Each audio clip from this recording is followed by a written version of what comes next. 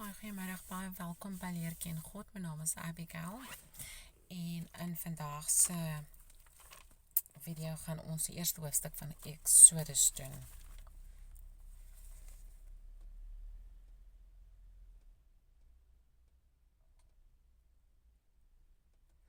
Ekskuus.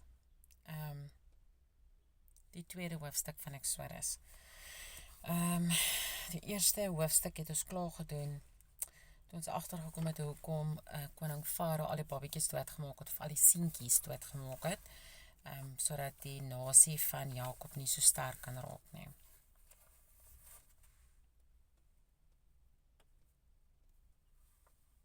Ek kyk net hierdie mooi voëls wat hier kom sit. Ok, kom ons vra net vir die Here om vir ons die woord oop te maak. God ons Hemelse Vader, baie dankie vir nog 'n geleentheid om u woord beter te leer ken. Maak asseblief ons die woord oop sodat ons kan sien wat ons moet sien, hoor wat ons moet hoor en leer wat ons moet leer. Ons bid dit in Jesus Christus se naam. Amen. Exodus 2, geboorte van Moses, hy vlug na Midian. En 'n man uit die huis van Levi het gegaan en 'n dogter van Levi geneem. En die vrou het swanger geword en 'n seun gebaar. En toe sy sien dat hy mooi was, het sy hom 3 maande lank weggesteek. Maar toe sy hom nie langer verborge kon hou nie, het sy vir hom 'n mandjie van biesies geneem en dit met lijmgrond en pik bestryk. En sy het die seentjie daarin neergelê en dit in die riete aan die kant van die Nyl gesit.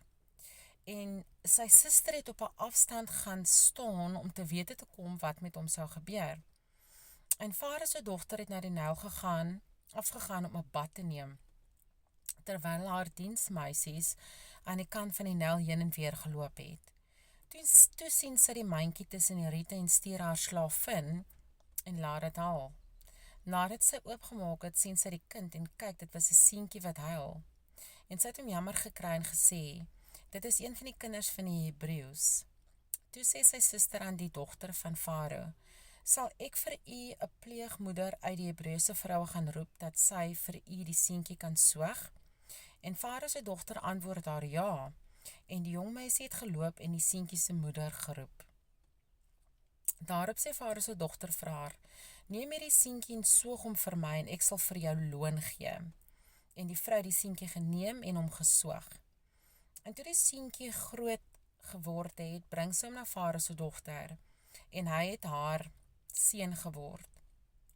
En sy het hom Moses genoem en gesê, ek het hom mos uit die water getrek.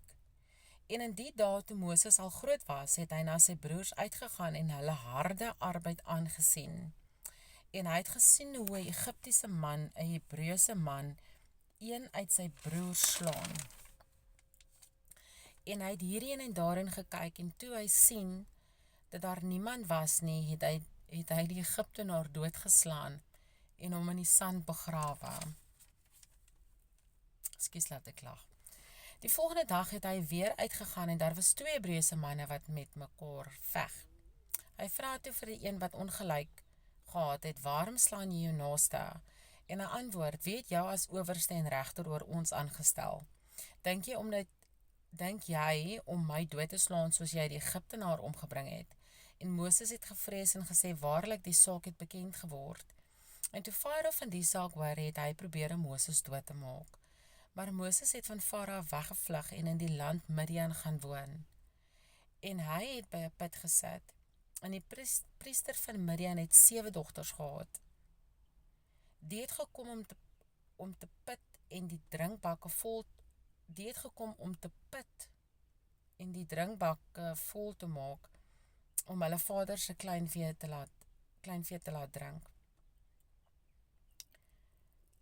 En toe hulle by hul vader Reuel gekom, sê hy, waarom kom julle vandag so gou?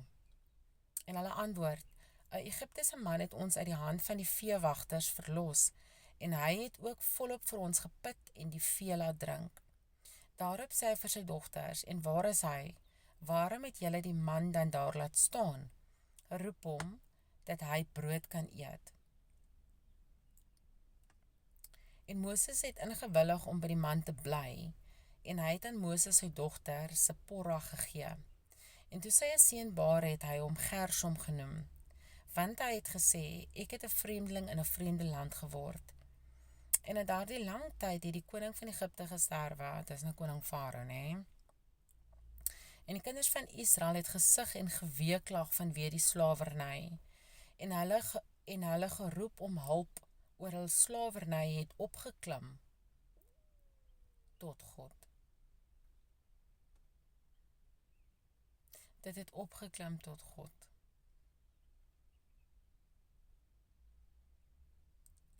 En God het hulle gekerm gehoor. En God het gedink aan sy verbond met Abraham, met Isak en met Jakob. En God het die kinders van Israel aangesien, en God het hulle geken.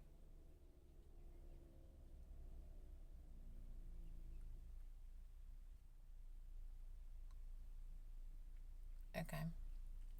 Dit is die einde van Exodus 2. Aan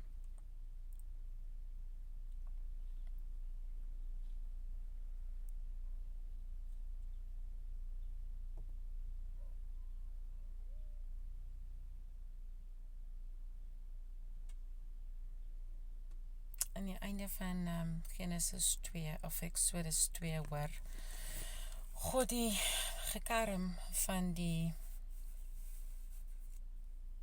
kinders van Israel. Tot de volgende keer.